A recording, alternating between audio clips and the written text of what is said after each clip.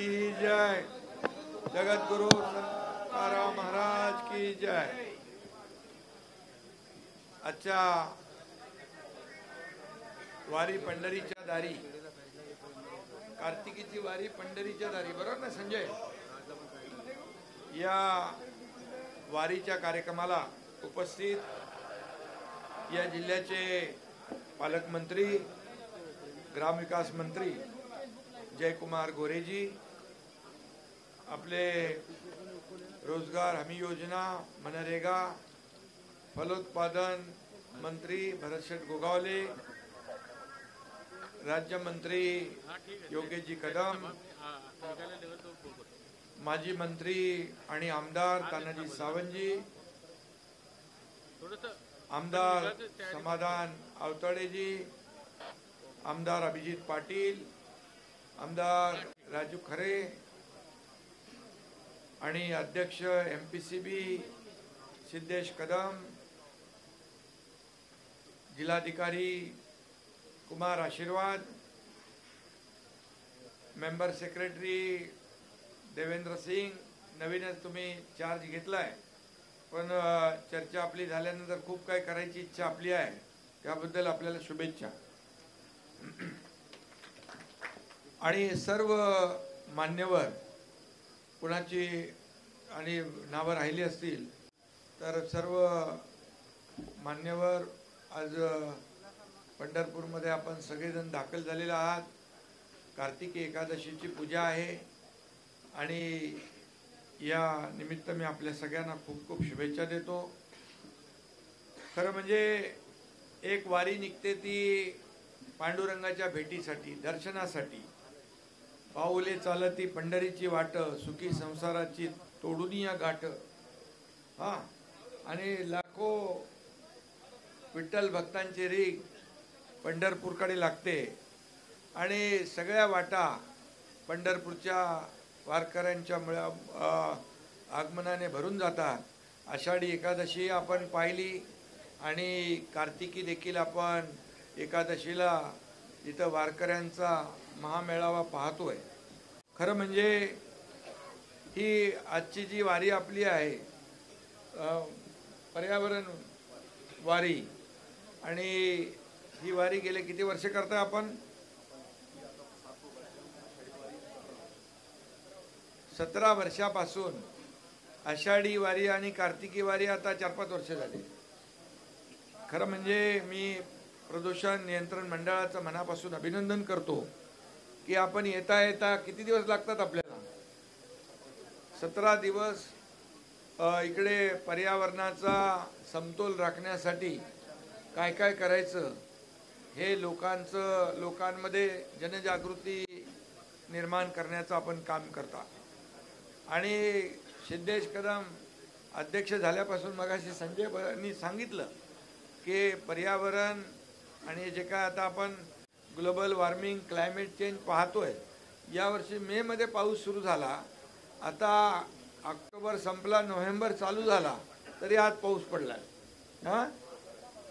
म्हणजे आतापर्यंत कधी असं पाहिलं नव्हतं आपण की 6 महिने झाले पाऊस पडतोय।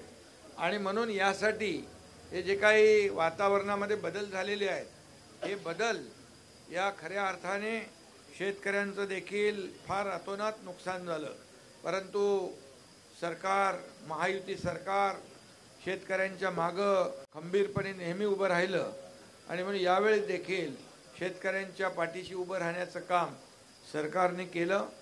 आणि देवेंद्रजी, मी, अजितदादा, आम्ही तिघांनी मिळून आणि आमच्या सर्व मंत्रिमंडळाने ठरवलं की यावेळेस सगळ्या अटी शर्ती बाजूला ठेवायच्या, परंतु आपला बळीराजा जो आहे, आपला अन्नदाता आहे, त्याला त्याचे अश्रू पुसायचे। आणि म्हणून आम्ही जेव्हा पंढरपूरला जेव्हा आपण येतो, साकडं घालतो पांडुरंगाला की बळीराजाच्या आयुष्यामध्ये चांगले दिवस आण, त्याची संकट अरिष्ट दूर कर, त्याला सुखाचे समाधानाचे दिवस येऊ दे।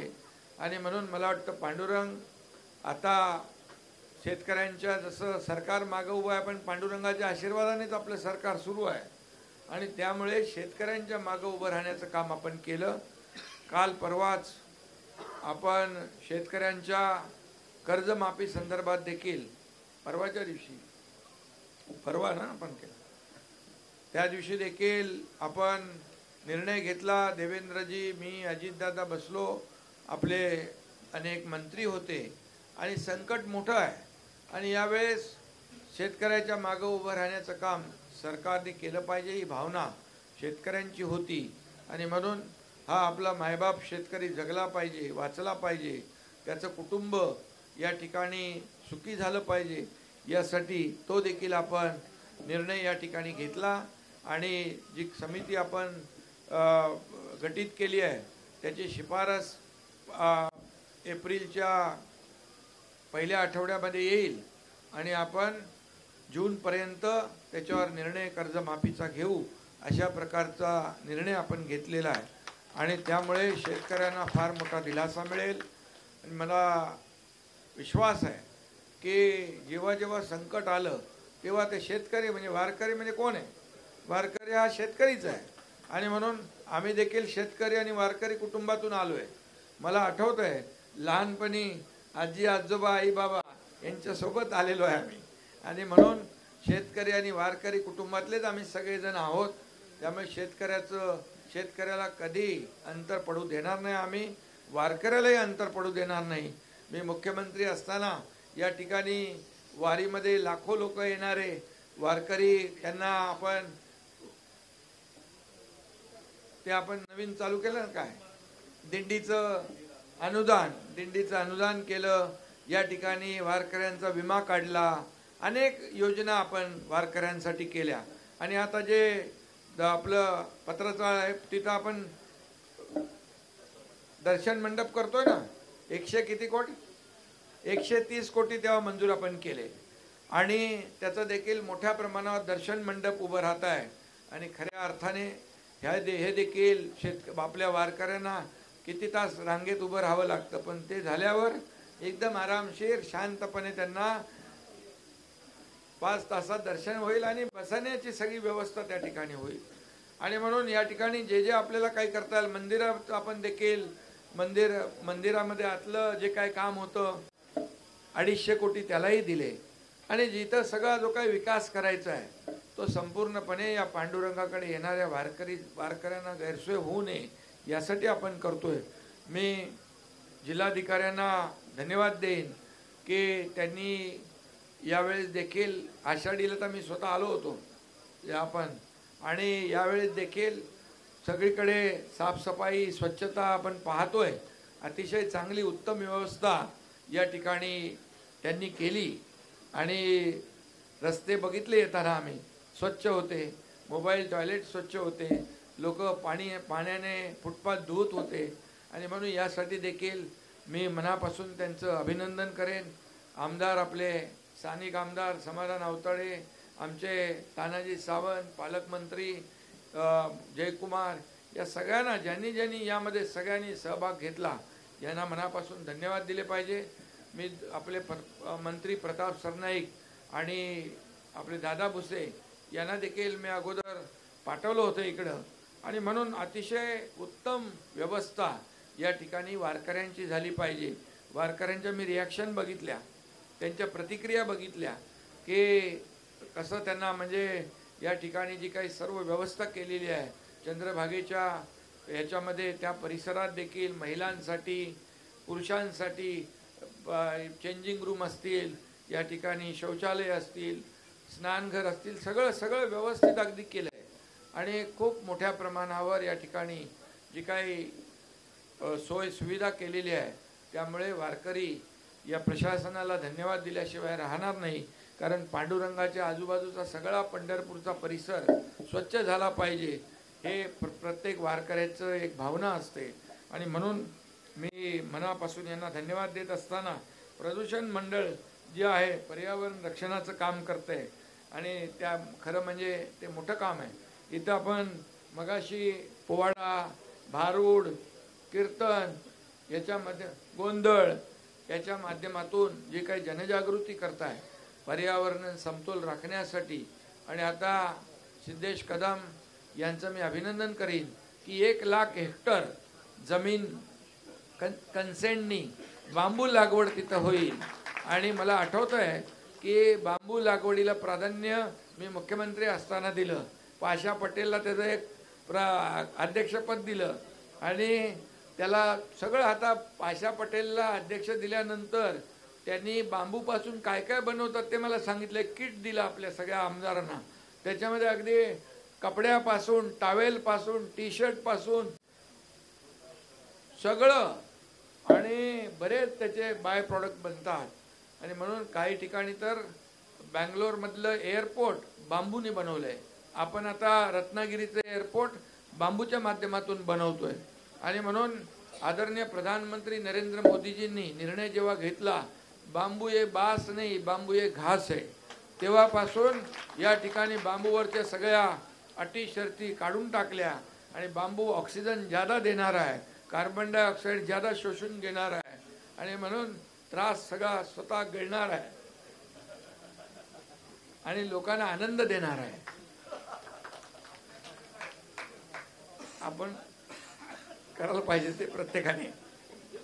आणि म्हणून बांबू पहिला दुर्लक्षित होता, परंतु आता खऱ्या अर्थाने बांबूचं महत्त्व काय. आणि म्हणून मी आठवण करीन जिल्हाधिकारी दुडी, तो साताऱ्याला कलेक्टर होते, आणि त्यांनी मी सांगितल्यानंतर 10,000 हेक्टरचं कन्सेंट घेतले, 10,000 हेक्टरचे शेतकऱ्यांचे. आणि त्या 10,000 हेक्टरमध्ये बांबूची लागवड करतायत, बांबूचं क्लस्टर करतायत. आणि म्हणून या राज्यभर तुम्ही जो MPCBने निर्णय घेतला आहे 1 लाख हेक्टरचा, त्याची पूर्तता आपण सगळ्यांनी, देवेंद्रजी, आपण हे तुमचे नाव देवेंद्र सिंग आहे ना, तर चांगला माणूस भेटलेला आहे. आणि हे उद्देश जो आहे हा पूर्णपणे आपल्याला सफल करायचा आहे. आणि म्हणूनच खऱ्या अर्थाने आजचा हा दिवस जो आहे हा अतिशय महत्त्वाचा आहे. कार्तिकीची वारीला देखील लोक आले आहेत, परंतु तुमची जी पर्यावरणाची वारी, पांडुरंगाच्या दारी, अजून काय घोषणा आहे तुमची? पर्यावरण शिक्षणाचे धडे देऊ घरोघरी. खरं म्हणजे लहान मुलांपासून हे लोकांच्या मनामध्ये, मुलांच्या मनामध्ये रुजवलं पाहिजे. आणि झाडं नुसती लावून चालणार नाही, त्याचं संगोपन केलं पाहिजे, ती मोठी झाली पाहिजे. आता पर्याय दुसरा काहीच नाही आहे. आणि म्हणून मी ग्रामीण भागात तर ठीक आहे, परंतु मुंबईसारख्या शहरात देखील, ठाण्यासारख्या शहरात सगळ्या महापालिकांना मी नगरविकास खात्याच्या वतीने पत्रक काढलं. आणि जे मुंबई महापालिकेला देखील 2 लाखाचं टार्गेट दिलं होतं, त्यांनी 2,09,000 झाडं लावली मुंबईमध्ये. ठाण्यामध्ये देखील 1.5 लाखाचं टार्गेट दिलं, त्यांनी 1.5 लाखाचं टार्गेट पूर्ण केलं. आणि म्हणून शहरांमध्ये देखील अर्बन फॉरेस्ट निर्माण झालं पाहिजे. म्हणजे तुम्ही ठाण्याला आलात, संजयराव तुम्ही या, तुम्ही वारी करताना एकदा तुम्ही बघा, ठाण्यामध्ये अर्बन फॉरेस्ट तयार केलं आपण. अर्बन फॉरेस्ट, जंगल शहरामध्ये कसं काय होऊ शकतं असं लोक विचार करतील, पण 4 ठिकाणी आपण ते केलं आहे. आणि म्हणून याची गरज आहे, ही काळाची गरज आहे. आणि म्हणून वृक्ष लागवड मोठ्या प्रमाणावर करणं हे आपल्याला आवश्यक झालेलं आहे. मी इथं आवर्जून तीर्थरूप नानासाहेब धर्माधिकारी प्रतिष्ठान याची आठवण काढेन, कारण आप्पासाहेबांच्या मार्गदर्शनाखाली लाखो झाडं लावली जातात, लाखो. श्रीकांतच्या मतदारसंघामध्ये एका दिवसात 1 लाख झाडं लावली, एका दिवसात एवढे लोक आले होते तिकडे. आणि म्हणून तुमचं पर्यावरण विभाग जो आहे MPCB या ठिकाणी वृक्ष लागवडीला प्राधान्य देतोय, हे फार मोठं महत्त्वाचं आहे. आणि या सर्व लोककलेच्या माध्यमातून एकदम सोप्या भाषेमध्ये ही काय आवड निर्माण करण्याचं काम जे आहे ते मोठं आहे. आणि म्हणून ज्या नद्या शुद्धीकरण करणं, तुम्ही आता फार मोठा कार्यक्रम घेतला आहे. उल्हास नदी, वालधुनी नदी, इंद्रायणी नदी, या सगळ्या नद्या ज्या आहेत, आपल्या नद्या ह्या ज्या प्रदूषित झालेल्या आहेत त्या देखील आपल्याला प्रदूषण मुक्त करायच्या आहेत. आणि यासाठी MPCB आहे, MIDC आहे, नगरविकास विभाग आहे, ह्या सगळ्यांनी मिळून एकत्र काम केलं पाहिजे. आणि म्हणूनच हे सर्व जे आपल्याला आहे, हे जे काही वातावरणात बदल झालेला आहे, अवकाळी पाऊस पडतो, अतिवृष्टी होते, कुठं बर्फ पडतो, ते गारपीट होते, आणि कुठे कुठं दुष्काळ पडतो. म्हणजे महाराष्ट्राला आपल्याला वेगवेगळ्या समस्यांना तोंड द्यावं लागतं. याचं सगळ्यात मोठं कारण हे बदललेलं वातावरण आहे. मी याचबरोबर कोल्हापूर काडसिद्धेश्वर महाराजांचं काय मठ आपला तो कण्हेरी मठ, तिथं पंचमहाभूतांचं ते एक कार्यक्रम केला होता आणि तिथं देखील त्यांनी या तेवढ्या कार्यक्रमामध्ये पर्यावरणाचं महत्त्व काय आणि आपण कशी नैसर्गिक शेती करायची ह्या सगळ्याचे धडे तिथं, आणि पर्यावरण जो काही आपला ओझोनचं जे आवरण कमी झालेलं आहे ते कसं आपल्याला आता नीट टिकवायचं आहे, वाढवायचं आहे, या ठिकाणी त्याचं सगळं त्यांच्या कार्यक्रमामधून त्यांनी लोकांना, शेतकऱ्यांना या ठिकाणी जनजागृती करण्याचं काम केलं. खरं म्हणजे अशा सगळ्यांनी मिळून आपल्या पुढं आलं पाहिजे. नाम फाउंडेशन आहे, श्री श्री रविशंकर आहे, ते जलतारा योजना आहे, पाणी झिरपवण्याचं तुम्ही बोललात ना, पाणी जमिनीमध्ये झिरपलं पाहिजे, वॉटर लेवल वाढली पाहिजे, हे सगळं पर्यावरणात भाग आहे. आणि म्हणून आपण कुठं कुठं बोरिंग करतो, पार किती फूट खाली गेलं तरी पाणी लागत नाही, 400-500 फुटावर पण पाणी लागत नाही. आणि म्हणून यासाठी वॉटर लेवल वाढवण्याचं काम ग्रामविकास मंत्रीकडे आहे आणि हे दोघंही त्या तुमचे दोघांचंच काम आहे ते. आणि फक्त बांबू लावू नका, आणि त्याला आपल्याला वाढवायचं आहे. फळझाडं पण लावा, आणि आपले जुनी जी झाडं आहेत ना, जे ऑक्सिजन जादा देतात, तुळशीचं, वड, पिंपळ, हे सगळे जे लिंब, ही सगळी जे काय झाडं आहेत ही सगळी आपल्याला लागवडीसाठी त्याचं प्राधान्य त्याला दिलं पाहिजे. आणि म्हणून मी आज तुम्हाला सगळ्यांना खूप मोठ्या शुभेच्छा देत असताना या ठिकाणी घनकचरा व्यवस्थापन देखील, पाण्याचं जे काही STPचं रिसायकल वॉटर आहे त्याचा देखील एक पर्यावरणाचाच भाग आहे, त्याच्यावर देखील आपल्याला काम केलं पाहिजे. आणि म्हणून आज तुम्ही जे MPCBने गडकोट किल्ल्याचं स्वच्छतेचा जी मोहीम हाती घेतलेली आहे, NGOला सोबत घेऊन त्यांना मानधन देण्याचं काम करून, खऱ्या अर्थाने छत्रपती शिवाजी महाराजांचे किल्ले जे आहेत, गडकोट किल्ले, हे आपलं खरं म्हणजे आपलं ऐश्वर्य आहे, आपला इतिहास आहे, आपलं वैभव आहे, आणि त्या ठिकाणी साफ स्वच्छता असली पाहिजे. म्हणून रायगड पहिला घ्या, तुमचा रायगड नंबर 1ला घेतलाय ना स्वच्छता मोहीम. आणि म्हणून तिथं एकदम आले आपले शिवभक्त की त्यांना वाटलं पाहिजे तिथं पुन्हा पुन्हा येण्याचं. आणि म्हणून स्वच्छता मोहीम पण आपण जी त्याच्यात घेतले, तुम्ही काही बीच क्लिनिंगसाठी मशीन घेतले, स्वच्छतेसाठी मशीन घेतलेत, डीप क्लीन ड्राईव्हसाठी मशीन घेतले, सगळा पर्यावरणाचाच भाग आहे. मी मुख्यमंत्री असताना डीप क्लीन ड्राईव्ह सुरू केला. डीप क्लीन ड्राईव्ह म्हणजे काय, सगळ्यांनी एकत्र करून मॅन पॉवर वाढवून अगदी पहिलं साफ करणे, नंतर माती साफ करणे, नंतर पाण्याने सगळे धुणे.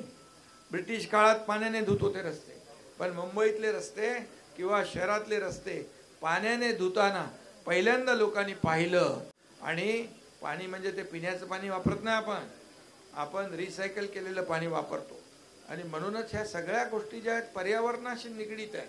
आणि म्हणून तुम्ही जेवढं याच्यामध्ये काम कराल तेवढं कमी आहे.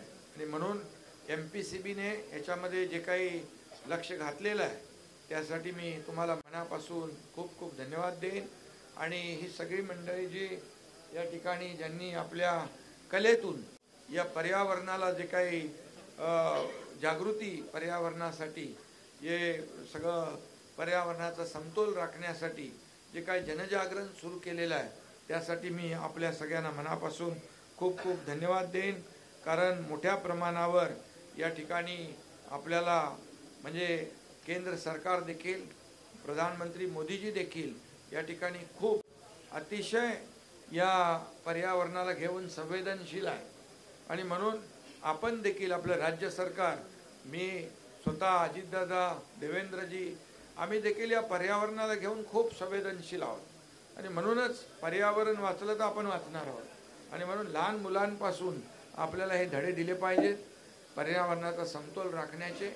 आणि पांडुरंगाच्या नावाने आपण ही जी वारी, आषाढी वारी आणि कार्तिकी वारी, पांडुरंगाच्या दारी हा जो काही संकल्प केलेला आहे याच्यामध्ये तुम्हाला काही कमी पडणार नाही, कारण तुम्हाला MPCB मजबूत आहे.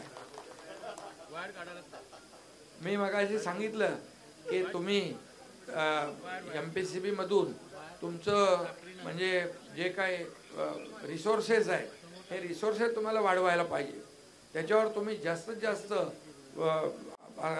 आधुनिक यंत्रणा उभी केली पाहिजे आणि त्या माध्यमातून आपल्याला AIचा वापर देखील आपण केला पाहिजे.